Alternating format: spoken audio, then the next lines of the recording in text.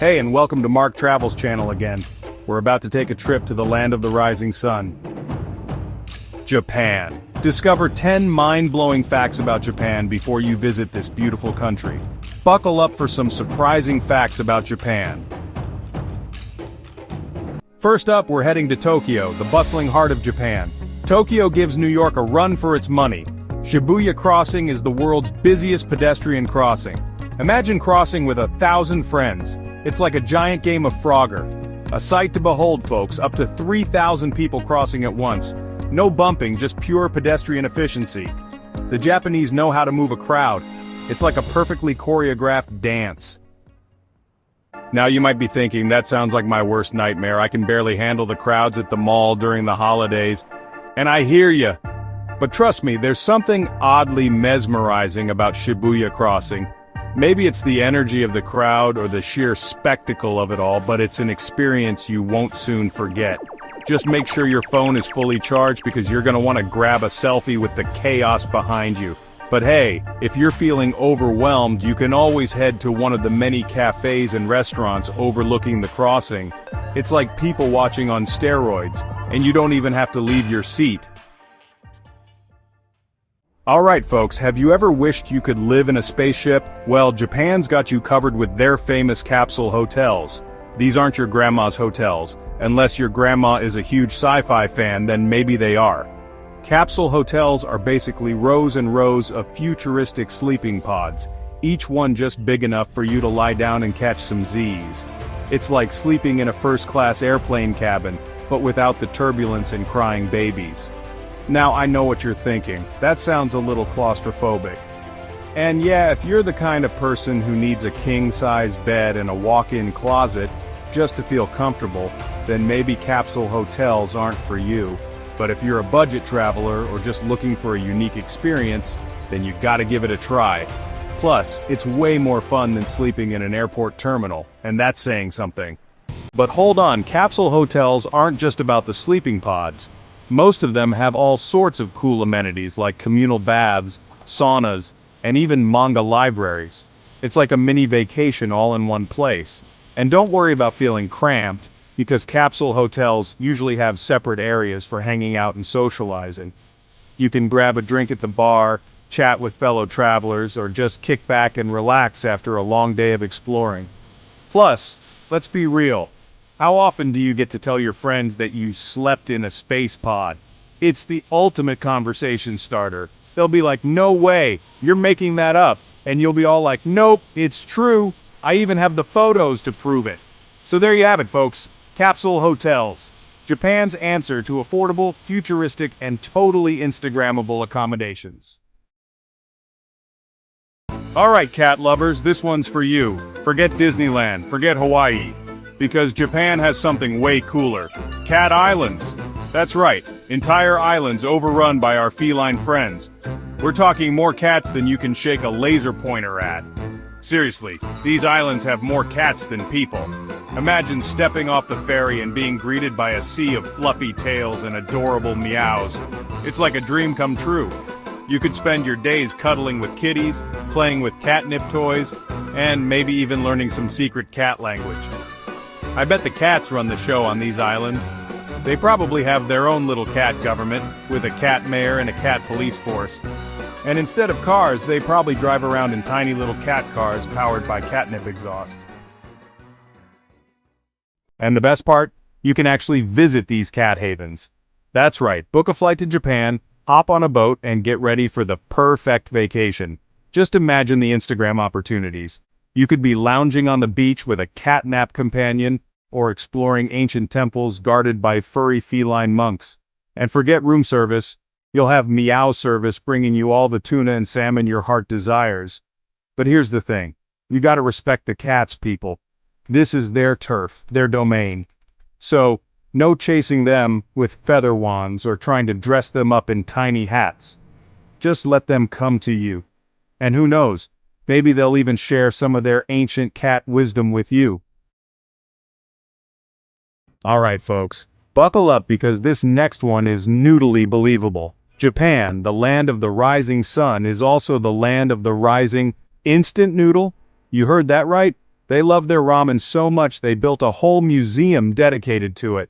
I'm talking floors upon floors of instant noodle history, from the very first chicken ramen invented by Momofuku Ando, what a name, right? To, I'm guessing, a 30-foot statue made entirely of cup noodles. You know, the important stuff. Can you imagine the smell in this place? It's gotta be like walking into a giant bowl of chicken-flavored deliciousness. I bet they even have those little shrimp-shaped chips. You know the ones I'm talking about.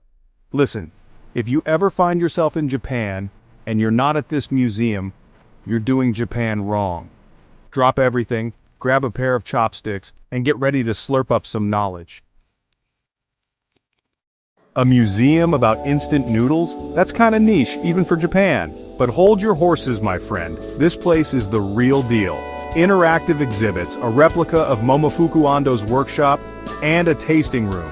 Sample noodles from all over the world, and don't forget the gift shop with exclusive ramen swag. Proof that Japan takes its noodles museum seriously. Welcome to Nagoro, a quiet town deep in Japan's mountains. This town has a unique population of scarecrows. Hundreds of life-size scarecrows just chillin' in this town. Created by Tsukimi Ayano to honor those who've moved away or passed on. It's actually kind of sweet when you think about it. So how many scarecrows are we talking here? Oh, just a casual 350 or so. That's more scarecrows than actual people. Imagine being the mailman in this town. Talk about a tough route. So when you are in Japan, definitely swing by Nagoro, the scarecrow village. Hold on to your hats, folks, because we're about to take a trip to the future. A hotel completely run by robots. Forget room service, get ready for robot service. Check-in kiosks, robotic concierges, and robot bellhops. Even a robot bartender. Shaken, not stirred. This isn't the Jetsons. This is real life, people, and it's happening right now in Japan. They've even got robot dinosaurs. Talk about a prehistoric welcome. I'm already packing my bags. Forget fancy hotels with butlers. I want the robot experience. So, what can you expect at a robot hotel? Well, for starters, efficiency like you've never seen before. These robots are programmed to handle everything from check-in to check-out with speed and precision. No more waiting in line behind that guy who can't find his reservation. Plus, these robots are multilingual so they can assist guests from all over the world. No more awkward hand gestures and charades trying to explain that you need extra towels. Just point, click, and boom. Robot to the rescue. And the best part? Robots don't need tips. So you can save all that extra cash for, I don't know, souvenirs, more instant noodles. The possibilities are endless. Look, I'm not saying human interaction is overrated. Okay, maybe a little. But there's something undeniably cool about staying in a hotel run entirely by robots. It's like stepping into a sci-fi movie, but without the dystopian future and the robot uprising, hopefully. Hey there, fact.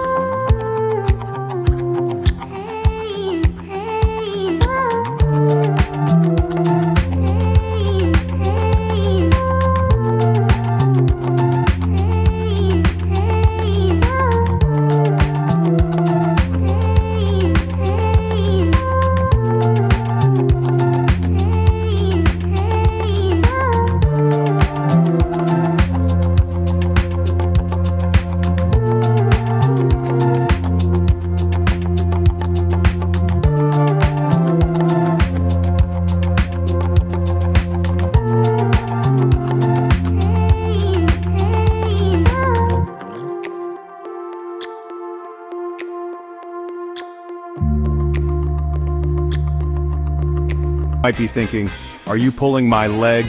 Deer bowing for crackers? Sounds fishy, but trust me, it's real and amazing. These deer are like trained dolphins of the land. A little bow equals a lot of snacks. It's cuteness overload, I'm telling you.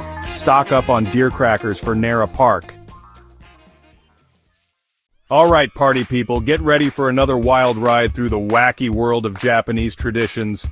This time we're talking about Setsubun, a festival where people throw beans to ward off evil spirits. You heard me right, beans.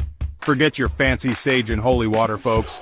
In Japan, it's all about the power of legumes. Apparently, evil spirits have a severe aversion to soybeans. Who knew, right? So, every February, the Japanese arm themselves with handfuls of roasted soybeans and get ready to unleash their inner bean-throwing warrior. Now this ain't your grandma's bean toss, folks.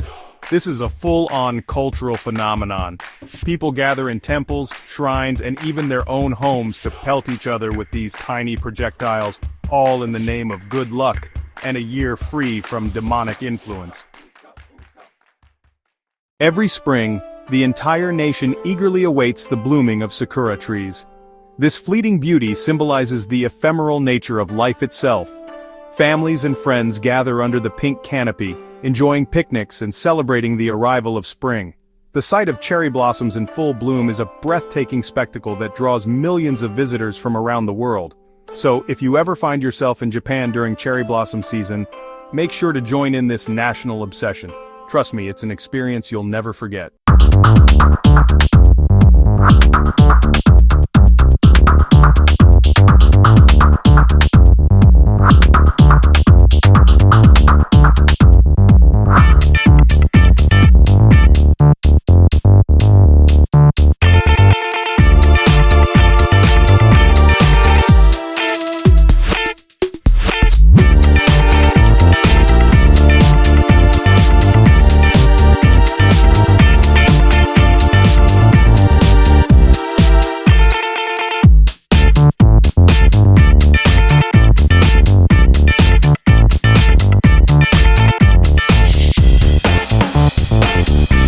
Thank you for joining me on this journey through Japan.